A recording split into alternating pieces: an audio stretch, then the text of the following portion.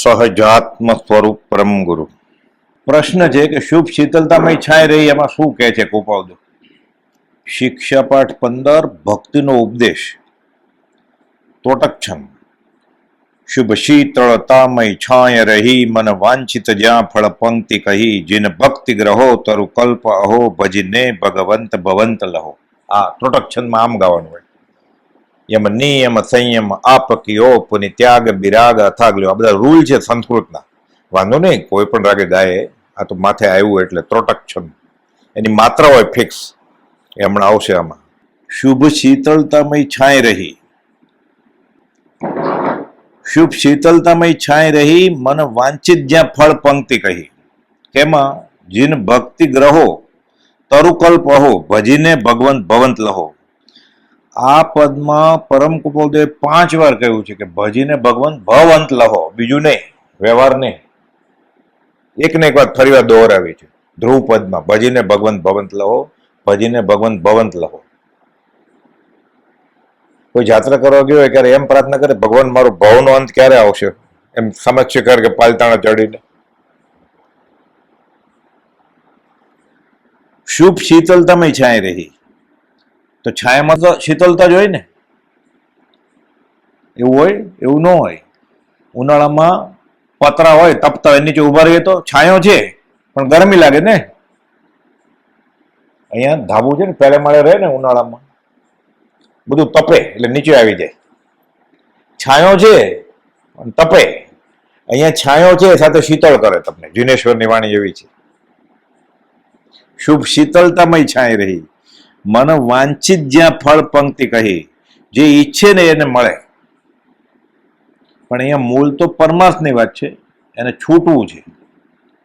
પણ અહીંયા પગ મૂક્યો વિતરાગના માર્ગમાં એટલે પુણ્યના ઢગલા છે. એટલે એક અંશ શાતાથી કરીને પૂર્ણ કામતા વ્યવહારિક સુખ એ અહીંયા જ છે. એટલે મોક્ષ માર્ગનો પ્રવાસી મોક્ષ માર્ગની મહેનત કરશે ને વિતરાગના માર્ગમાં, એટલે એને પૂર્ણ બંધાય છે. એટલે વ્યવહારિક સુખ મળશે બધું.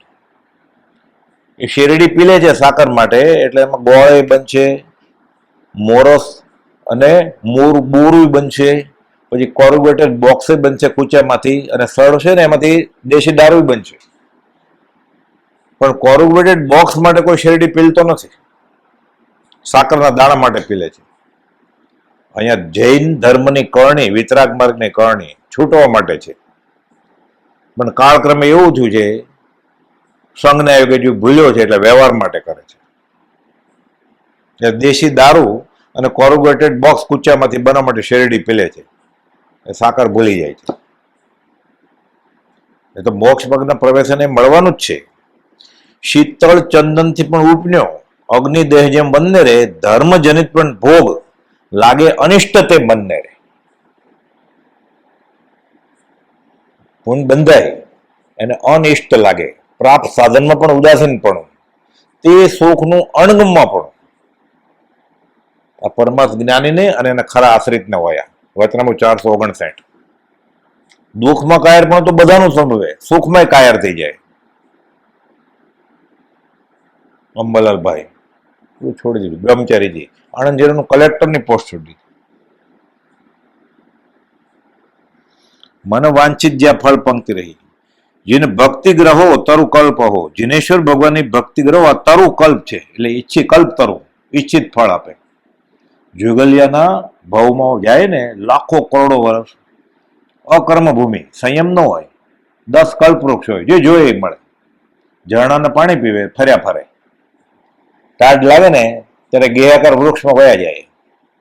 બહુ ગરમી લાગે ને તો નદી સરોવર કિનારે બેસે. અશાતોનો ઉદય, રોગ તો થાય જ નહીં. ઝરણાનું પાણી પીવે તો પેટના રોગ ન થાય, કે પાણી ગળે નહીં તો, કે જંતુ નહીં આવી જાય. અશાતવેદની છે જ નહીં ત્યાં. લાખો કરોડો વર્ષ જીવે. અને ભાઈ બહેન તરીકે જન્મ્યા હોય, 6 મહિના બાકી હોય ને ત્યારે સ્ત્રીને ઋતુ ધર્મ આવે, વિકારમાં જાય અને સંસાર માંડે. છોકરું જન્મે એ જોડિયું જન્મે, પાછું ભાઈ ને બેન. એકને ખાંસી આવે, એકને છીંક આવે. 46મે દિવસે માતા પિતા ગુજરી જાય. દેવ લોકો અંતિમ ક્રિયા કરે. સંયમ નહીં, પણ સંયમ નહીં. તરુ, ત્યાં 10 કલ્પવૃક્ષ હોય, તરુ કલ્પ. આ જિનેશ્વરની ભક્તિ કલ્પ તરુ છે. ઈચ્છિત ફળ મળશે. હવે માગતા ન આવડ્યું, પ્રભુજી સમજાવતા કે મારા ઉપર પથરા પડો તો કલ્પ તરુ છે, આપશે તો પથરા પડશે, સંસાર ભેટમાં મળશે. અને લક્ષ્મી અધિકાર કુટુંબ પરિવાર જોઈએ છે, લે રખડ્યા કર ભવે ભો. પછી પસંદગી નથી, માગી લીધું ને. એક રાજા ઘોડે સવારી કરીને ફરવા નીકળ્યા, બહુ દૂર નીકળી ગયા, અને વૈશાખ મહિનાનો બપોરા તડકા, પાણી પીવું છે. જોયું આજુબાજુમાં કઈ મળે એમ નથી, ઉજ્જડ દૂર એક ઝૂંપડી જેવું દેખાણું. એક ડોશીમાં રે, બુઢા એકદમ, ટાઢી ઢોળી માટલાની, પાણી હતું. ડોશીમાં પાણી આપશો? હા કે ભૈલા લે, લઈ લે કે એમ કરીને આપે છે. હજી પીવું જ બીજો ગ્લાસ છે. આમ એને કઈ ખબર જ નથી સંસારનું, કઈ નગર બગરનું. પછી કે ડોશીમાને કહે છે, હું આ પરગણાનો રાજા છું, તું માગ, તે મને ટાઢક કરી શકે. તો ખુશ થઈ ગઈ ડોશીમાં. શું કહે છે? આ ગામમાં ઉગમણી દિશામાં જેટલી ભેંસ પોદાળા કરે એ બધા હું જ લઉં, બીજું કોઈ ન લે. હક માગી લીધો એને. રાજા આગળ 1-2 ગામ માગ્યા હોત, એનું મહેસૂલ માગ્યું હોત, કે જમીનનો ટુકડો માગ્યો તો આપી દે. એને પોદાળા માગ્યા કોણે? આપણે. આ જીન કલ્પ તરું મળ્યું પછી આપણે આ માગીએ છીએ કે આ ગામની ઉગમણી ભાગોળે જેટલા ભેંસના પોદળા પડે એ બીજું કોઈ ન વીણી શકે, મારો જ હક, હું જ વીણીશ. રાજા કે તથાસ્તુ, જા. આપણે એ માગીએ છીએ. મને પૈસા મળે, મને પરણવાનું મળે, મને છોકરા મળે. તો એને ક્યાં કર્મ ખપી ગયા છે, એટલે માગણા વાળા છે જ, એટલે બધા આવવાના જ છે, નહીં માગે તો. એને માટે માનતા નથી માનવાની, તો એ જાય છે માગવા માટે. પતિ પત્ની કે સંતાન તો માગણા વાળા છે જ ને. એટલે ભગવાન બોલતા જ નથી જીને તથાસ્તુ કે. એમાં એને 40 રૂપિયા નારિયેળ બગાડવાની જરૂર નથી કાંઈ. એમને જ લમણે લેખો સંસાર. હું ક્યારે છૂટી છે એ માગવાનું છે. એટલે કે છે તરુ કલ્પો ભજીને ભગવંત ભવંત લહો. નિજે આત્મ સ્વરૂપ મુદા પ્રગટે. આનંદ આવશે કે તમને આત્માનંદનો. અત્યારે તો આપણે માનવાનું, આપણે ચાખ્યું નથી એટલે. નિજ આત્મ સ્વરૂપ મુદા પ્રગટે. મન તાપ ઉતાપ તમામ મટે. આધિ વ્યાધિ ઉપાધિ. આધિ એટલે મનનું દુઃખ, વ્યાધિ એટલે શરીરનું દુઃખ, અને ઉપાધિ એટલે સગા સંબંધી, સ્નેહી સ્વજન, શેઠ નોકર, આડોશી પાડોશી બધાનું દુઃખ, સમાજનું. એમાં આધિ તો ત્રણેયમાં છે જ. વ્યાધિ થાય તો આધિ થાય જ ને. ગુમડું પાક્યું હોય તો, ફ્રેક્ચર થયું હોય તો આધિ તો હોય જ ને મનની.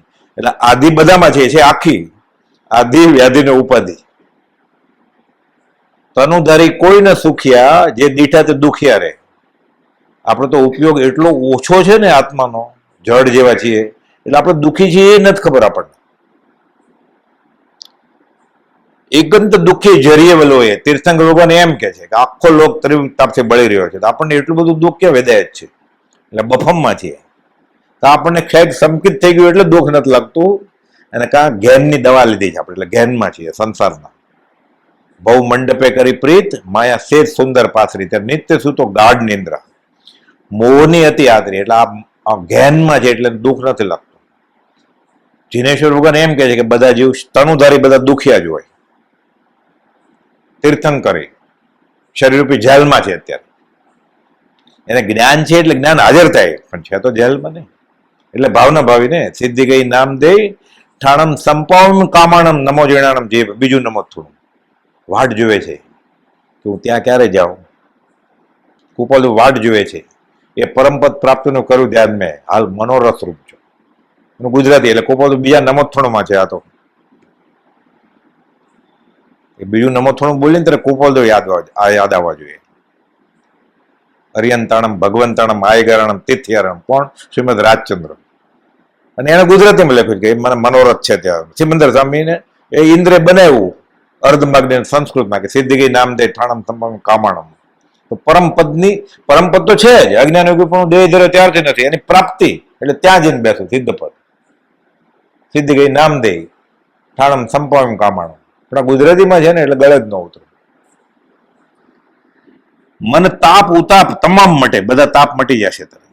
અતિ નિર્જરતા વણદામ ગ્રહો. કર્મ નિર્જરી જશે તારા. અતિ વણદામ વગર રોકાણનો હિસાબ છે. મગન બાપા કહેતા વાણીઓ ઝાલ્યો ન રે મફત મળતું હોય તો, પણ આ ખબર નથી કે વણદામ એટલે પૈસા ન રોકો અને નફો થાય. કેવો ધંધો! કુપોદુએ પોપટલાલ મોહકચંદને કહેલું અમદાવાદમાં કે વાણિયા ખરા છે જ નહીં, આ કાળના વાણિયા બધું મફતમાં મળે છે તો એ લેતા નથી કે. એટલે અમે આપીએ છીએ ભીમનાથની જગ્યામાં નદી કિનારે. પછી કે છે જગત ગુણ અને પુણ્યનો દ્વેષી છે, અહીં ગામની બહાર નદી કિનારે શાંતિથી રહેવા નથી દેતા કે ગૃહસ્થની પાછળ પડ્યા છે. પોપટલાલભાઈ મોહકચંદને બહુ તકલીફ પડી છે સમાજને. સંઘના મોભી હતા ને, સહી કરાવતા એફિડેવિટ, અને એ લાગણીશીલ બહુ હતા. રડવા માંડે અને ફીટ આવે એને, હિસ્ટેરિયા. એટલે કુપોદુએ રાજકોટ એને આવવાની આજ્ઞા જ નહોતી આપી. કુપોદુ દેહ છોડે માથા પછાડવા માંડે તો બહુ લાગણીશીલ, હિસ્ટેરિયા એટલે ફીટ આવે. પછી ઠંડુ પાણી છાંટો, ચપ્પલ સૂંઘાડો, ચિરોટિયા ભરો, પછી ભાનમાં આવે. આમે શારીરિક રોગ નથી, પણ માનસિક બહુ લાગણીશીલ હોય એવા લોકોને આ થાય રોગ. એટલે થોડી લાગણી ડલ કરવાની એને દવા આપવી પડે. પછી એટલે એને આવવા જ ન દીધા કુપોદુ. ઉગરીબેનને આવવા દીધા, ભાઈશ્રીને ન આવવા દીધા. પણ પછી કુપોદુ કહી દીધું, પોપટ તને પૂછશે તો શું કહીશ ચોથને દિવસે? કે આજે હું ભગવાનના ધામમાં છું. એટલે પરમાત્મા સ્વરૂપ છે, મેરા નથી. બધા પ્રસંગ બનેલા છે. એ ઉગરીબેન જાતા જ થયેલી લઈને પાછા બોલે ઉગરીબેન કે પોપટ પૂછે તો કહીશું. ઉગરીબેન શું કે હાથ જોડે ઉભો હોય ને તો કહેજે હું ભગવાનના ધામમાં છું. આ બધું નોંધાયેલું છે, પાછું ભેદી છે બધું. ત્યાં કોપોદુએ કહેલું કે આ વાણિયા, આ કાળના જીવો ખરા વાણિયા નથી કે બધું મફત મળે છે તો લેતા નથી. અતિ નિર્જરતા વણદામ ગ્રહો, ભજીને ભગવંત ભવંત લહો. સમભાવી સદા પરિણામ થશે. સમભાવ, વિષય કશાય ને કાબુમાં રાખે. મન કાબુમાં આવે પછી કશાય કાબુમાં આવે. સીધું ક્રોધમાન માયલોભ જીતાય નહીં કે, પેલા 5 ઇન્દ્રિય જીતાય, પછી મન જીતાય, પછી ક્રોધમાન માયલોભ. આ તો ચંડાલ ચોકડી અનંતકાળથી સાથે છે. એમને એમ કઈ એમ બેસી જાય મિથ્યા ક્ષમતામાં ધ્યાન ધરવા માટે, બગલાની જેમ થક ભગત હોય. આપણે એમ જ લાગે નમસ્કાર કર્યા કરતા હોય, જય પ્રભુ જય પ્રભુ, આમ માથું નમાવીને. મગન બાપાને એક વાંચનકાર હજી જીવે છે એને પૂછેલું કે સમ્યક દર્શન છે સામેવાળાને ખબર કેમ પડે? મગન બાપા એકદમ ગંભીર થઈ ગયા. તો સળી કરી જોવાની એટલે ખબર પડે કે સાપની પૂંછડી પર પગ આવે ને એટલે ફફાડો મારે કે સળી કરી જોવાની. શું જમવામાં દાળ આપવાની થોડુંક મીઠું ઓછું હોય એવું, ખીરમાં થોડી સાકર ઓછી હોય એવું, પાપડ થોડો કાચો હોય એવું. તો દાળ આપી દેવાની, પછી રોટલી આપવા મોડું કરવાનું, ખબર પડી જાય. એટલે કે છે સમભાવી સદા પરિણામ થશે, ઠરી જશે. પ્રભુજીને કોઈકે પૂછેલું સમતા ને શાંતિમાં ફરક શું? તો કે દૂધ ગરમ કરીએ ને ઉફાળ આવે ને પછી ગેસ ચૂલો બંધ કરી દઈએ આપણે, એટલે બેસી જાય ઉફાળ, એમ સમતા. પણ દૂધ ગરમ જ છે ને, આંગળી નાખે તો ઉફાળ નથી દેખાતો. જ્યારે શાંત થઈ જાય, આ નામ શાંતિ. ઠરી જાય સાવ, દૂધ ઠંડુ થઈ જાય કે, એટલે વિષય કશાય બધું વહી ગયું હોય. ક્ષમતા તો મિથ્યા ક્ષમતા હોય. મિથ્યા ક્ષમતા અધોગતિનું કારણ છે. એટલે ઘણા બહુ વિવેક કરતા હોય આશ્રમમાં, તીર્થ સ્થળમાં, આમ માથું નમાવા જ કરે ને જય હાથ જોડ્યા જ કરે.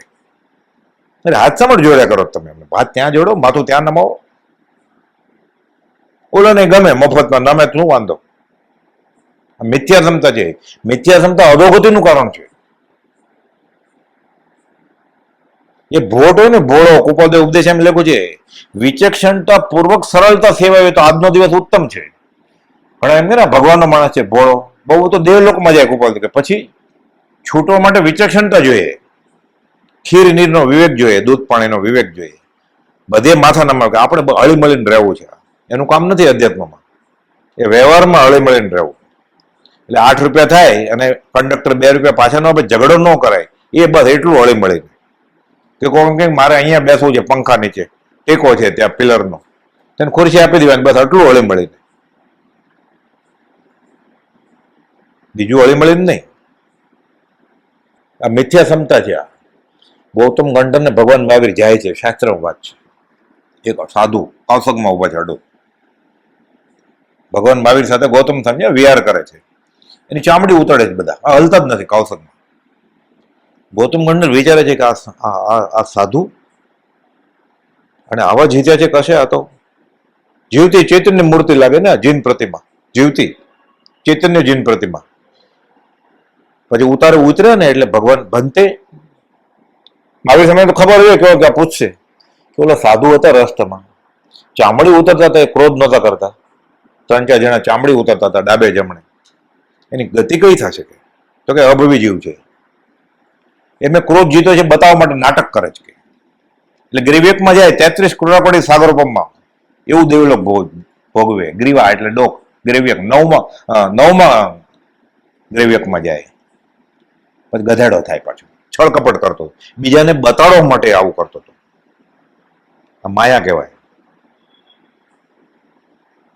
સમભાવી સદા પરિણામ થશે, ઠરી જશે. તપશ્ચર્યા બીજાને બતાવવાની છે, આમ તો ગુપ્ત જ હોવી જોઈએ, પણ સામાન્ય રીતે કોકને બતાવે તો બીજો આપણને જોઈને કરે. ધર્મસ્થળમાં આ અનેકાંત વાત છે કે ભાઈ એને 100 રૂપિયા આપ્યા તો હું 25 તો આપું. દેખાદેખીથી થાય.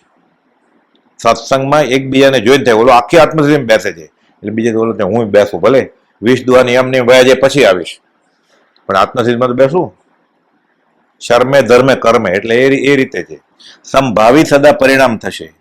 જળ મંદ અધોગતિ જન્મ જશે. જળ એટલે બધા એકેન્દ્રિય, પૃથ્વીકાય, અગ્નિકાય, વાયુકાય, વનસ્પતિકાય,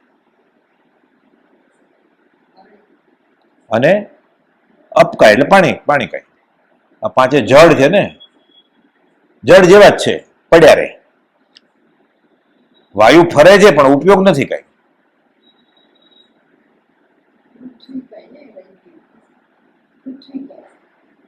પાંચ થઈ ગયા ને, પૃથ્વીકાય, અગ્નિકાય, વાયુકાય, પાણી અને વનસ્પતિ.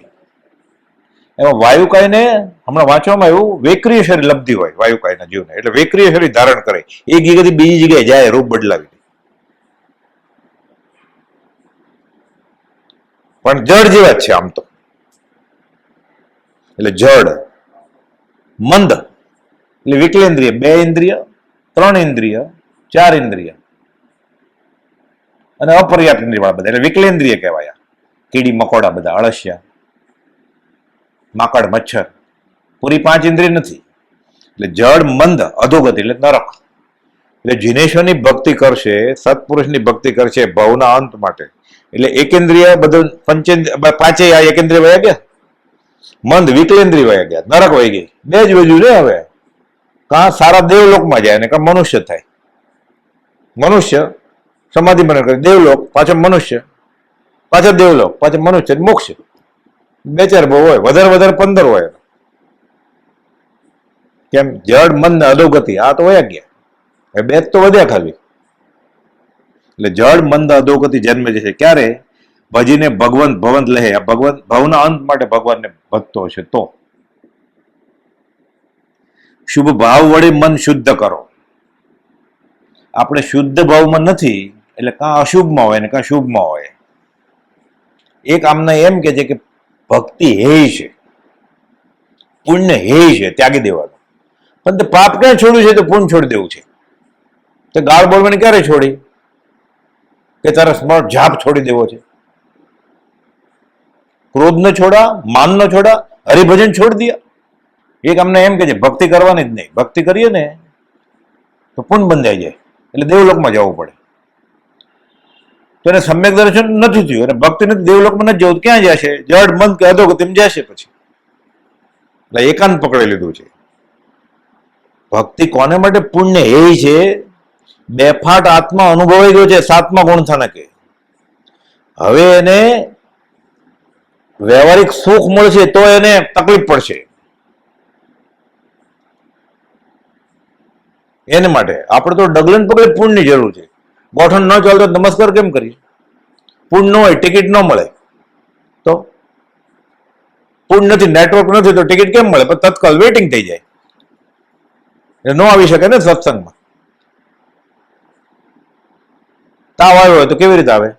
શાતવેદની કર્મનો ઉદય છે તો આખા ગામમાં તાવ છે, એને થયું જ નહીં કોરોના, તો એ ભક્તિ કરે ને. આપણે તો ડગલે પગલે પુણ્યની જરૂર છે, એ છે જ નહીં. પણ પૂર્ણ કોને માટે એ છે જેને હવે સંસારમાં રસ જ નથી કાંઈ, અને જે એ દેશે પહોંચી ગયો છે સમ્યક દર્શનથી કે મને વેદની આવશે તો હું નિર્જરા કરીશ, એને માટે પુણ્ય એ છે. પ્રભુજી કહેતા હજી આવો વેદની, હજી આવો. આપણે પ્રાર્થનામાં માગી શકીએ કે હજી મને તાવ આવો, મારું બીજું હાડકું ભાંગો, એમ આપણે કહી શકીએ? મને દુઃખ મળો. આ વ્યવહારિક સુખ જ માગે છે તો ધર્મ નથી માગતો. પ્રભુજી એમ કે, કુંતા માતા એમ કે મને તકલીફ પડો એટલે તમે યાદ આવો. એ ભૃગુરાજા એમ કે 223મો પત્ર કે ખરેખર તમે મારા ઉપર પ્રસન્ન થયા હો તો મને આ રાજ્ય લક્ષ્મીનું સપને સુખ ન જો, ધન જ પણ માગ્યું. આપણે મેં તાકાત છે? આપણે તો ગરમી એ સહન નથી થતી, ઠંડી એ સહન નથી થતી, વરસાદ સહન નથી થતો. એ તો ઉદયના કરીને ત્યાં જાય ગોપાલદેવ ચૈત્ર મહિનામાં અને વૈશાખ મહિનામાં ઈડરના ડુંગરા ઉપર 10 વાગે ચડતા 4 વાગે આવતા. તો પાણીની બાટલો તો બિસ્લેરી તો લઈને જ જતા, ત્યારે હતી જ કેમ બિસ્લેરી? પછી ઉતરે ને ત્યારે ઠાકરજી હું પાણી લઈને જતો નીચે. પછી 10 ને 4 એટલે 6 કલાકે ચૈત્ર વૈશાખ મહિનામાં એ ઘંટિયા પાડ ઉભા રહે કાવસદમાં, ઉદયના કરે. આપણામાં તાકાત છે? હવે 4-5 વાર તો થાક ખાય પાઇપ પકડીને, પાછું ઝાડ આગળ કોલી ખુરશી મૂકી છે બેસી જાય આપણે.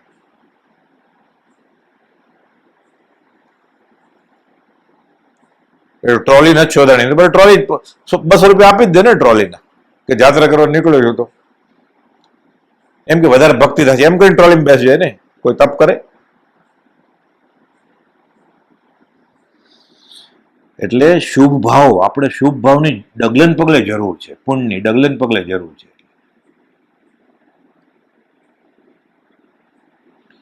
કાં અશુભમાં હોય ને કાં શુભમાં હોય. આપણે શુભમાં ન હોય તો શુદ્ધ તો છે ને, એટલે અશુભમાં જ હોય ને. એટલે અશુભમાં ન હોય એટલે શુભ ભાવ વડે પછી મન શુદ્ધ થાય. એટલે શાસ્ત્રમાં વિધાન છે, સમ્યક દ્રષ્ટિ ન કરો તે પાવમ, સમ્યક દ્રષ્ટિ ન કરો તે કમ્મમ એમ નથી કહ્યું. કર્મ ન કરે એમ નહીં, સમકીથી કર્મ કરે, પાપ ન કરે. ઉત્કૃષ્ટ દેવલોક બાંધે સમકીથી. બધા તીર્થંકર થવાને એ બધા અનુત્તર વિમાને સર્વસિદ્ધમાં જાય. 11 ગુણ છે કે પડવાનો હોય ને ત્યારે દેહ છૂટી જાય ને તો એ અનુત્તર વિમાનનું પૂર્ણ હોય ને. જો સીધી હજી ફરવી ન હોય તો દેહ છૂટી જાય તો એટલો બધા શુભ ભાવ હોય એને, તીવ્ર ઉત્કૃષ્ટ પ્રકારના. એટલે ત્યાં જાય પછી લાખો કરોડો વર્ષ પછી આવે. પણ એને એમ હોય મનમાં કે રૈણી શેણ જેમ શ્રમ હરે, સૂરનર સુખ તેમ છાજે રે. દિવસે થાકી ગયો હોય કામ કરીને, રાત્રે કેમ સૂઈએ તો થાક ઉતરી જાય. મોક્ષ માર્ગની મુસાફરી અનાદિથી ચાલી રહી છે. રૈણી શયન એટલે રાત્રે સૂતો એમ. સૂરનર સુખ તેમ છાજે રે એટલે સૂર એટલે દેવલોકનું સુખ એને એવું લાગે, સમકીતી દેવનું. એમાં અઠે દ્વારકા ન કરે કઈ, સતત ચિંતન મને ક્યારે મનુષ્યનો ભાવ મળે અને હું વિતરાગ ધર્મની આરાધના કરું છૂટું. કે દેવાનું પ્રિય, આ દેવાનું પ્રિય, મનુષ્ય દેહ દેવાનું પ્રિય છે. એટલે એ ભાવના ભાવે સમકીતી દેવ કે જલ્દી હું માણસ થાવ અને તપ કરો અને છૂટી જાઓ. એટલે શુભ વડે મન શુદ્ધ કરે, નવકાર મહાપદને સમરો. આ પરમ પદ છે પાંચે. સહજ આત્મ સ્વરૂપ, અરિયન ભગવાન ઉપકારી છે પણ આત્મા અસલ થઈ ગયો છે અને પૂર્ણ જ્ઞાન થઈ ગયું છે. એટલે સહજ આત્મ સ્વરૂપ પરમ ગુરુ છે. સહજ આત્મ સ્વરૂપ સિદ્ધ પદ, શુદ્ધ આત્મપદ મળી ગયું છે. નમો સિદ્ધાણમ, નમો આયર્યાણમ ઉવજ્રાણમ ને નમો લોહે સોતાણમ. ત્રણેય આત્મજ્ઞાની છે તો જ નવકર મંત્રમાં પ્રવેશ્યા, નહીં તો નહીં. વેશને નહીં, આત્મજ્ઞાન હોય તો. આચાર્ય, ઉપાધ્ય અને સાધુ ત્રણેય સહજ આત્મ સ્વરૂપ પરમ ગુરુ જ છે. પૂર્ણ પદના અભિલાષી છે. એને માટે આચરણ કરે છે, એને માટે ભણે ને ભણાવે છે ઉપાધ્યાય, એને માટે સાધુ શ્રમણ ઉપાસક મોક્ષ માર્ગમાં મહેનત કરે છે. પણ આજે દીક્ષા લે કાલે સમકીત ક્યાં થઈ જાય? તો એ પંચપરમેઠમાં આવે કે નહીં?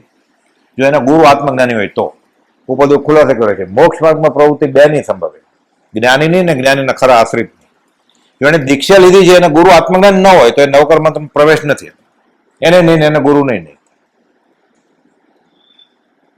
તો આપણને કેમ ખબર પડે કે આ પંચ પરમેષ્ઠી વાળા હશે કે નહીં? મુમુક્ષુના નેત્રો સત્પુરુષને ઓળખી જાય. એટલે પેલા આપણે મુમુક્ષતા કેળવવી પડે સામેવાળાને માપવા માટે. ગોપાલદેવ 466 પેટલાદનો પત્ર છે, પહેલો બોલ છે, જેની પાસેથી ધર્મ માગવો તે પામેની પૂર્ણ ચકાસણી કરવી. આ વાક્યને સ્થિર ચિત્તથી વિચારો ઘરે જઈને, પછી માથું નમાવો. સમ્યક દ્રષ્ટિ સાવક ગમે તે માથું નમાવે નહીં. કાર્તિક અનુપ્રેક્ષા 317મો શ્લોક છે. ભયથી, સ્નેહથી, વ્યવહારિક ઈચ્છાથી સમ્યક દ્રષ્ટિ શ્રાવક જ્યાં ત્યાં માથું નમાવે નહીં.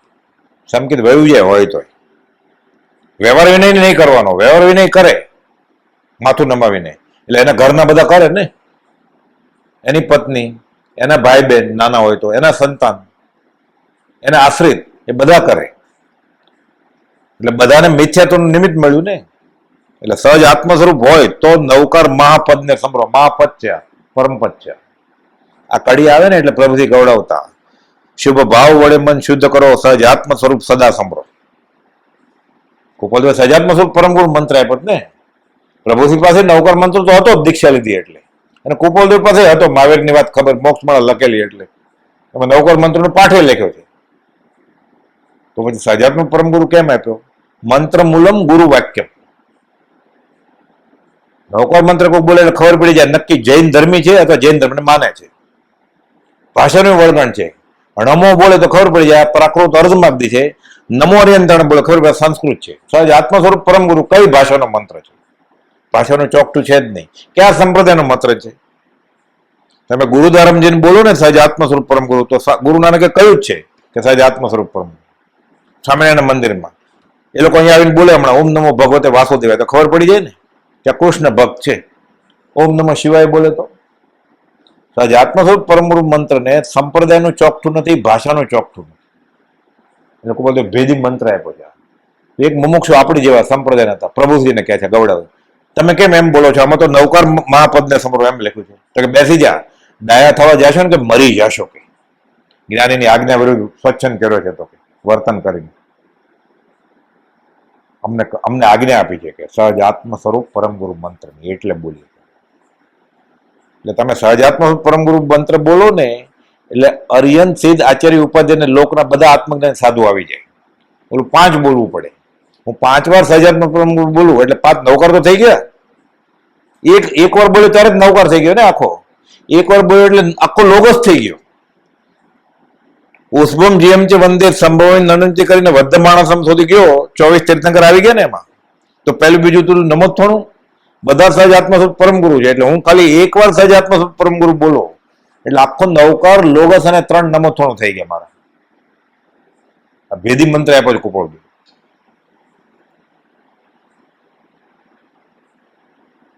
એટલે સવારે 24 પારે અથવા રાત્રે લે 24 પચકાણ સુતા પહેલા માનો કે રાત સૂર્યાસ્ત જમી લીધા પછી નવકાર મંત્ર બોલે માનો. ના નથી કાંઈ 3 વાર નવકાર બોલે.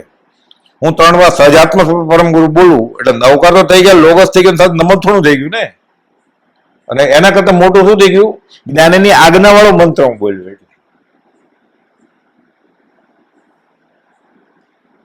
એટલે પ્રભુજી આમ ગૌડવતા સહજ આત્મ સ્વરૂપ સદા સમરો નહીં એ સમાન શું મંત્ર કહો. જ્ઞાનીએ જે આપ્યું છે મંત્ર મૂલમ ગુરુ વાક્યમ, એવો બીજો કોઈ મંત્ર છે જ નહીં.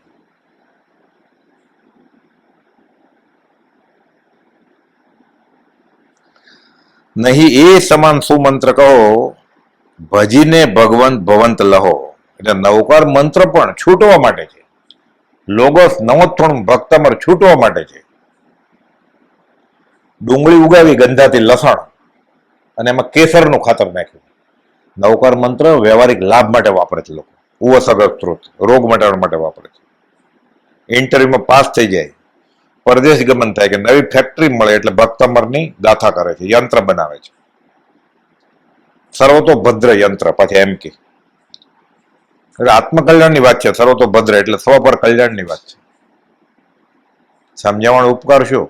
એટલે ડુંગળીને ક્યારે કેસર ઢોળાય એવું થાય છે. અહીંયા કહે છે નહીં એ સમાન સુમંત્ર કહો, ભજીને ભગવંત ભવંત લો. કરશો ક્ષય કેવળ રાગ કથા. અમારે ભક્તિમાં એટલે રાગ દ્વેષની કથા. રાગ જાય એટલે દ્વેષ જાય જ ને. દ્વેષ જાય તો રાગ ન પણ ગયો હોય. એટલે કોઈક દ્વેષ ઝઘડો ન કરતો હોય પણ મોહ એને નીતરતો હોય અંદરથી. અત્યારે હું ક્રોધમાં ન હો, ગુસ્સો ન કરતો એટલે ખબર ન પડે હું શાંત હતો. અંદરથી મોહ કરતો હતો કોકની ઉપર કેમ ખબર પડે? ક્રોધ ભોળો છે, દેખાઈ જાય. માયા લોભ દેખાય કેવી રીતે બહારથી? એટલે એમ લખ્યું કરશો શ્રી કેવળ રાગ કથા. એમ ન લખ્યું કરશો શ્રી કેવળ દ્વેષ કથા. વિત દ્વેષ ભગવાન નથી કીધું, વિતરાગ ભગવાન કીધું છે. કેમ? રાગ જાય એટલે દ્વેષ જાય જ. જ્યાં રાગ નથી ત્યાં દ્વેષ નથી. અખંડ સિદ્ધાંત છે. મોક્ષમાળા 44મો પાઠ છે રાગનો. કુપલ સિદ્ધાંત આપ્યો છે. પણ દ્વેષ જાય તો રાગ જાય જરૂરી નથી. પણ રાગ જાય એટલે દ્વેષ જાય. દોસ્તી હોય તો દુશ્મની થાય ને, દોસ્તી તૂટે ત્યારે. દોસ્તી જ ન હોય તો દુશ્મની ક્યાં જ થાય? એટલે તોડી દોસ્તી છોડ્યું વેર, એ સંતોને લીલા લહેર છે. એટલે કહ્યું કે કરશો ક્ષય કેવળ રાગ કથા, ભક્તિ કરશો તો. ધરશો શુભ તત્વ સ્વરૂપ યથા, મૂળ તત્વ સ્વરૂપ. આ કે રાગ દ્વેષ થવાનો છે મારે, અને ભવનો અંત લાવવાનો છે. આ તમને યથા જેમ છે એમ ખબર પડશે. સમ્યક વિતરાગ ભગવાનની ભક્તિથી સમ્યક દર્શન થશે. પછી નૃપચંદ્ર પ્રપંચ અનંત. પ્રપંચ એટલે બધા સંસારના માયા જાળ, બધી બધા પેતરા રચે ને એને પ્રપંચ કહેવાય. બધું માયાજાળ, સંકલ્પ વિકલ્પ દ્વંદ્વ. અનંત દહો, અનંત જાતના પ્રપંચી. એ ભગવાન હું પ્રપંચમાં પડ્યો છું. ખટપટ બધી વિકથા, બધું પ્રપંચ. અનંત પ્રપંચ આ દહો બાળી નાખો, ભજીને ભગવાન ભવન લો. ત્યાં નૃપચંદ્ર આખા વચનામાં બધે રાજચંદ્ર. ખાલી અહીંયા એક જ જગ્યાએ નૃપચંદ્ર કેમ લખ્યું? નૃપ એટલે રાજા, નૃ એટલે રાજા, પ એટલે પ્રજા. પ્રજાને પાળે એ નૃપ કહેવાય. જમીનનો ધણી હોય એ ભૂપતિ કહેવાય. ભૂપતિ એટલે રાજા. પ્રજાનું ધ્યાન રાખે એ નૃપ કહેવાય, રાજા. નૃપતિ ઓલું ભૂપતિ. તો રાજચંદ્ર, રાજા એટલે રાજા. આખા વચનમાં રાજચંદ્ર લખ્યું, અહીંયા નૃપચંદ્ર કેમ લખ્યું? એટલે ઘણા સુધારે છે, એમ લખે રાજચંદ્ર પ્રપંચ અનંત દોડડા પણ કરે. આ છે ને માથડા લખ્યું છે કોઈ બધે તોટક છંદ. જો રા છે ને દીર્ઘ છે, અને નૃ છે ને રસ્વ છે વ્યાકરણમાં, છંદ વ્યાકરણમાં. પિંગળ છંદના બધા રૂલ છે. માત્રા હોય. અનુષ્ટુપ છંદ ને 32 માત્રા હોય. શાર્દુલ વિકૃતિ છંદ નથી આવતું, દેખી આંગળી આપ એક અડવી, આ 76 માત્રા હોય. એક ટુકડો 1938 76. એમ અનુષ્ટુપ છંદમાં છે રાજચંદ્ર, મહમ મંદે, તત્વલોચન દાયકામ. ત્યાં શ્રી મૂકીએ ને SHREE શ્રી થઈ જાય. એટલે વ્યાકરણ ખોટું પડે. કે હું કોઈ બોલતો ને માન આપું એટલે બોલે મંગાવીમાં શ્રી રાજચંદ્ર મહમ મંદે. શ્રી ન મુકાય ત્યાં. અનુષ્ટુપ છંદ 32 માત્રાનો હોય. નવકાર મંત્ર ઉપર ગીતિ છંદ છે, અને નીચે એસો પંચનો મુકારો અનુષ્ટુપ છંદ છે. ઓમ નમો હરિન્દ્રનમ બોલો ને એટલે 2 મંત્ર ચેડા કરે. મંત્ર 2 મંત્ર ભેગા થયા. ઓમ એક સ્વતંત્ર મંત્ર છે, નવકાર મંત્ર સ્વતંત્ર મંત્ર છે. 2 મૂક્યો એટલે માત્રા બદલી ગઈ. પછી આપણે બોલીએ ને 68 અક્ષર એના જાણો, 68 તીર્થનો તાર, સમરો મંત્ર બોલો. પછી 68 ક્યાં રહ્યા? એટલે ઉપરનો નવકાર મંત્ર એ ગીતિ છંદ છે, એની માત્રા હોય. ઓમ આગળ મુકાય જ નહીં. આ તો વાજાવાળાએ ગોઠવવા માટે ઓમ મૂક્યું છે, તંબુરામ બેસે એટલે. એટલે કોતરેલું હોય ઘણા તીર્થસ્થળમાં, મંદિરમાં, એને શ્રીમદ રાજચંદ્ર આશ્રમમાં. અને ઘણા વાંચન કરે બોલે ઓમ નમો હરિહંતાણમ. જેને નથી ખબર એને વાંધો નહીં, એને ખબર છે, જે પંડિત થયો છે એને આશાત્માનો દોષ લાગશે. ચેડા કર્યા મંત્રમાં, મનાય છે.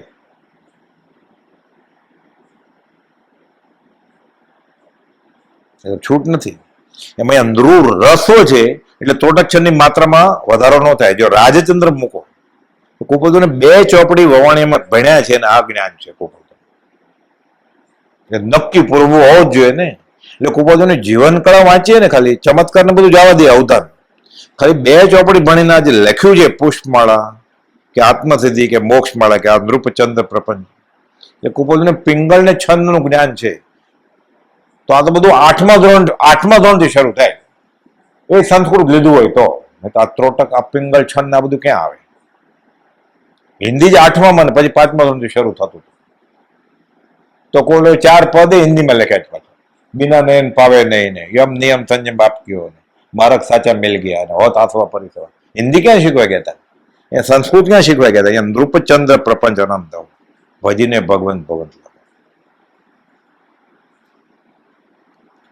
આ ભક્તિનો ઉપદેશ આ છે. ક્યાં ભાજન એટલે વાસણ, ભાજન એટલે વાસણ, ભાજન એટલે પાત્ર. એટલે હું અનંત દોષનું વાસણ છું મારામાં. એટલે વાસણમાં બધું ભર્યું હોય ને વસ્તુ, મારામાં અનંત દોષ ભરેલા છે, હું એનું ભાજન છું, કોઠી છું, અનંત દોષની કોઠી છું હું તો દોષ અનંતનું ભાજન છું કરું. પાત્ર, પાત્ર વિના વસ્તુ ન રહે, પાત્રે આત્મિક જ્ઞાન. એટલે પ્રભુજી કહે શું લેવા આવ્યા છો? આત્મજ્ઞાન. વાસણ લાવ્યા છો, ભાજન લાવ્યા છો, કેમાં લેશો? કે લાકડા લેવા જાય ભારો તો દોરડું લેતો જાય એટલે બંધાય ગાંસડી, દૂધ લેવા જાય તો તપેલી લઈને જાય, કે ઘી લેવા જાય તો બરણી લઈને જાય. આત્મજ્ઞાન કેમાં લેશો? વાસણ લેવા જાઓ, પાત્ર થાવ કે અનંત દોષનું ભાજન છે. હવે બાસમતી ભરવા છે કોઠીમાં તો પેલા કોદરા કાઢવા પડે ને, મોતૈયા ચોખા કમોદના, તો જગ્યા થાય ને. અત્યારે જગ્યા નથી, ભાજન ભરાઈ ગયું છે આખું. એ તારા આત્મજ્ઞાન જોતું હોય તો તારા 5 ઇન્દ્રિયના વિષય ને કશાય ને દોષ કાઢ, શુભ ભાવ વડે મન શુદ્ધ કર અને એમાં ભર. પછી બાસમતી ભરવા હોય તો કમોદ ને મોતૈયા ચોખા કાઢવા પડશે, પેલા કોદરી કાઢવી પડશે. જગ્યા જ ક્યાં છે? હું તો દોષ અનંતનું ભાજન છું કરું. સમયે સમયે જીવ ઉપયોગ લક્ષણ વાળો છે, એટલે કાં શુભમાં હોય તો પુણ્ય બાંધે, અશુભમાં હોય તો પાપ બાંધે. આપણે પ્રાર્થનામાં કે ભક્તિ સત્સંગ ત્યારે માંડ થોડાક શુભમાં હોય, એ ધ્યાન હોય તો, નહીં તો ત્યાંય પછી એમ થાય ક્યારે પૂરું થાય છે, ક્યારે પૂરું થાય છે, એટલે આર્ત ધ્યાનમાં હોય. કામ જોતો હોય ને બારે આગળ, એટલે જોયા કરે કોણ આવ્યું પાછળથી. પછી પાછળથી એવું આગળ આવીને નમસ્કાર કરે, 3 આજ્ઞા લે, એટલે એને કપડા જોવે પછી લાલ પીળા, એમાં અત્તર નાખીને આવે એટલે સુગંધ આવે, એટલે ધ્યાન જાય. પાછું બધું ભેદી છે બધું, નિયમ સામાન્ય નિયમે નથી ફાળતો. સહજાત્મ સ્વરૂપ પરમ ગુરુ.